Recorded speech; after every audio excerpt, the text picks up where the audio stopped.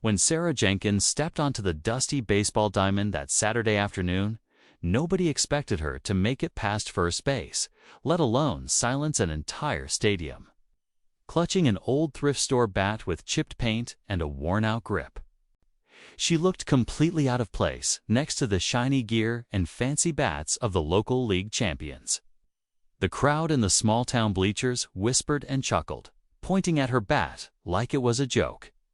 Even the announcer made a sly comment, comparing her thrift store find to a child's toy. But Sarah didn't flinch. She'd spent nights practicing in her backyard, hitting ball after ball under a flickering porch light while her dog watched from the steps. She wasn't here to impress anyone with gear. She was here because she'd promised her late father she'd play in the annual charity game, no matter what. As the first pitch whistled past her shoulder, the mocking laughter from the other team grew louder. Their star pitcher, Tyler Briggs, the town's golden boy, smirked at her, winding up again like he had nothing to fear. The second pitch came faster. Sarah tightened her grip, eyes fixed, heart pounding. She could almost hear her father's voice telling her to trust her swing. The crack of the bat meeting the ball was so sharp it cut through the taunts in an instant. The ball soared high above the outfield, carrying every doubt and insult with it. The crowd gasped. Tyler's grin vanished, and Sarah, she just started running. But what nobody knew yet was that this wasn't just about a single home run. Sarah's thrift store bat was about to change more than the score. It was about to turn the whole game upside down in a way no one in that stadium could have imagined. Sarah's feet pounded the bases as the crowd struggled to process what they'd just seen. Kids pressed their faces to the chain-link fence, mouths open. Parents who'd scoffed at her thrift store bat leaned forward, gripping their hot dogs so tight they nearly dropped them. But Sarah barely noticed any of it. She just kept running, feeling the weight of every practice swing, every late-night pitch she'd tossed against her garage door when no one was watching. Growing up, Sarah's family never had much. Her dad taught her that the price tag on your gear didn't matter if you had the heart to back it up. He'd bought her first glove at a yard sale and found that old wooden bat at a second-hand shop down the block. When he passed away, Sarah tucked the bat away in the attic, promising herself she'd swing it one more time for him someday. She just didn't expect it would be here, in front of everyone who once called her a dreamer with no chance. Meanwhile, Tyler Briggs kicked the dirt near the pitcher's mound, glaring at the scoreboard like he could erase her run with pure anger. To him, baseball was about winning. Sponsors, shiny trophies, all the things Sarah never cared for. He hated losing, especially to someone who didn't belong. His teammates were already whispering behind him, wondering how a simple woman with a second-hand bat just sent their best pitch into the parking lot. And yet, deep down, Sarah knew this was just the beginning. Rumors were already swirling in the stands. Was it luck, or did she have something up her sleeve? As she picked up her bat and headed back to the dugout, all eyes followed her. Tyler clenched his glove tighter. He was ready to shut her down. Next inning, but Sarah wasn't about to back down now. Back in the dugout, Sarah sat alone at the end of the bench, running her fingers over the faded handle of her thrift store bat. Her teammates, a ragtag mix of locals who signed up just for fun, threw her uneasy glances. Some were excited, but others looked worried. They'd all come here to play a light-hearted charity game, not to poke the hornet's nest that was Tyler Briggs and his proud team. Behind her, she heard Coach Daniels arguing quietly with one of the older players. Rick had played these charity games for years and knew exactly how Tyler handled surprises with mean fastballs and bruised egos. "She's poking the bear," Rick whispered, stealing a glance at Sarah. "You know how he gets when someone shows him up.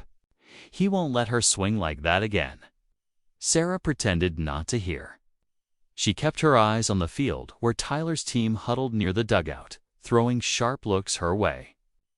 Tyler's girlfriend, Lacey, a local reporter, was already scribbling notes for a story she'd probably twist into a headline about how Sarah got lucky, just a fluke, nothing more. But deep down, Lacey's eyes flickered with doubt. She'd grown up here too. She knew Sarah's family, knew her father's stubborn streak and the nights he spent teaching Sarah to swing in the empty lot behind their trailer in the bleachers. A group of kids wearing mismatched caps argued about who'd get to ask Sarah for tips after the game.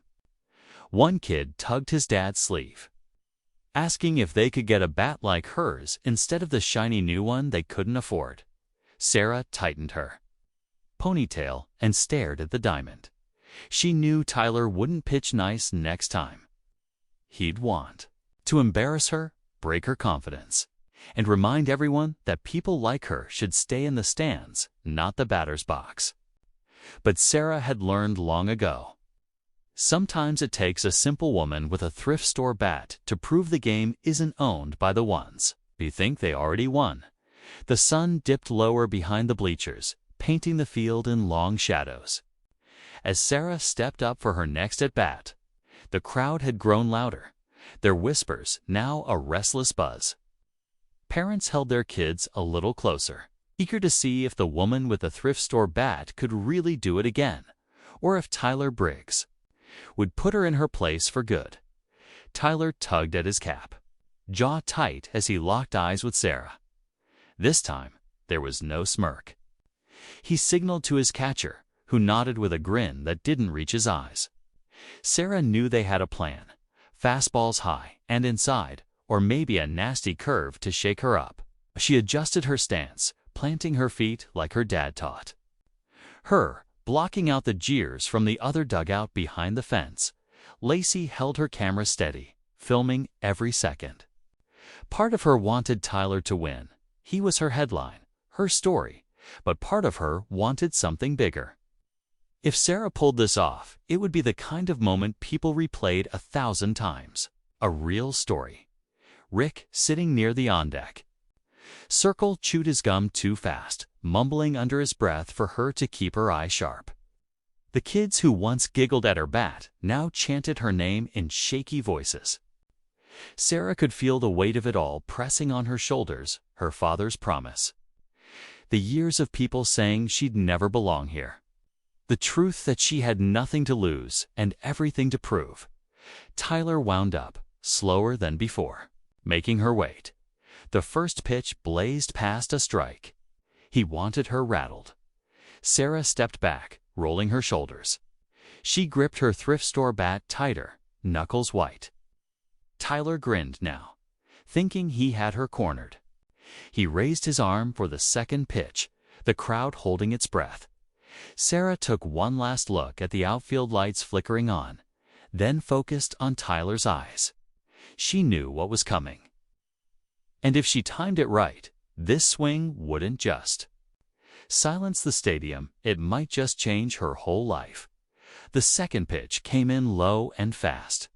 Exactly what Sarah expected, but just as she twisted her hips and brought the thrift store bat around, a sharp whistle sliced through the air. The umpire threw his hands up, calling timeout just seconds before her bat cracked through empty air. The crowd erupted in confused groans. Tyler stepped off the mound, pretending to check his laces, but Sarah caught the glance he shot at the umpire. Something wasn't right. From the sidelines, Lacey zoomed in with her camera, sensing a story bigger than just an underdog swing. She noticed another figure stepping up behind the fence, a man in a crisp league official's jacket, clipboard in hand, whispering to Coach Daniels. The coach's face fell. He turned to Sarah, voice low but shaking. "They're questioning your bat," he said, eyes darting to the official. "Tyler's claiming it's illegal. Says there's something inside it, cork or lead or who knows what." The words punched Sarah in the gut harder than any fastball could. She felt the weight of the old bat in her hands, the same bat her father gave her, the same one that got her here. It wasn't fancy, but it was honest. The crowd's mood turned restless as rumors spread like wildfire. A couple of Tyler's teammates smirked near first base, whispering about cheaters and lucky swings. The kids who'd cheered for Sarah shrank. Back behind their parents, Sarah looked at Tyler. He stood tall on the mound, arms crossed, a smirk creeping back onto his face.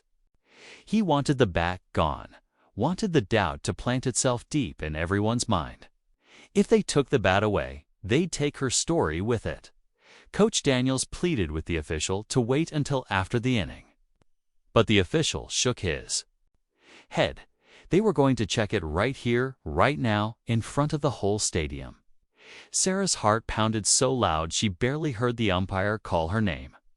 As she stepped forward, clutching her thrift store bat, she realized this wasn't just about the next pitch. It was about proving her swing. Her promise and her father's faith couldn't be broken, no matter what they found inside that battered old wood. Sarah handed over her thrift store bat, her fingers lingering on the splintered handle for a second longer than she meant to. The official tapped it, knocked it against his palm, then ran his fingers along the grain like he was hunting for a secret door. The whole stadium went so quiet that even the distant hum of the parking lot lights felt loud. Tyler leaned on the mound, pretending to stretch, but his eyes stayed locked on Sarah. W.